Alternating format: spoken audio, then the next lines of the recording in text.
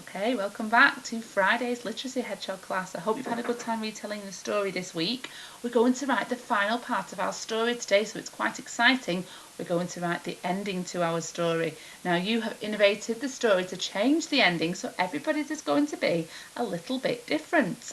Now, before we write a new part of the story, we need to read back and check what we have written so far. So I'm going to read mine back now. Remember, before you start writing your story, your ending, you need to read back what you've written so far this week.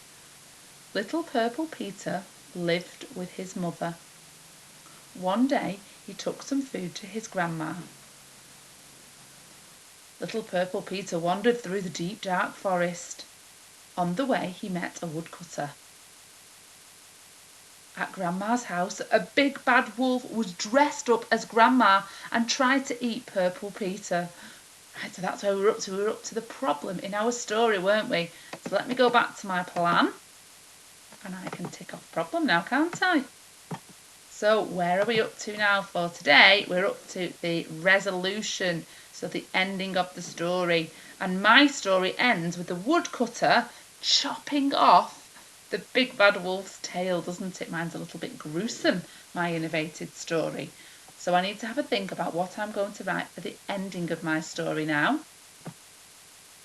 Okay, so here's the picture for the ending of the story. Now, I remember when we were retelling this story, I used the word luckily, and I'm going to pinch that word and put it into my sentence today. So I think I'm going to say, luckily, the woodcutter had followed him and chopped off the wolf's tail.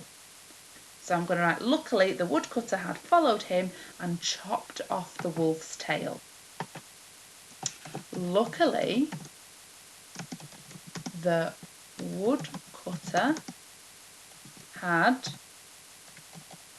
followed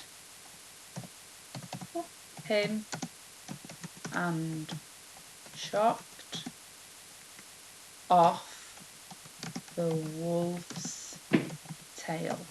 Full stop. Okay, so that's the end of my story. I think I'm going to read it all back now. I'll go back to the opening of my story.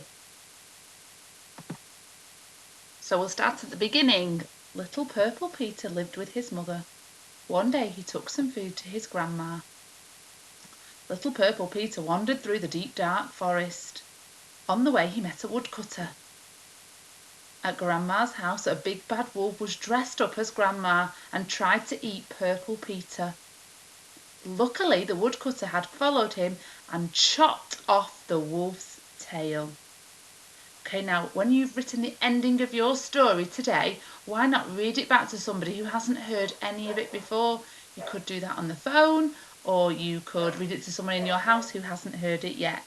Enjoy!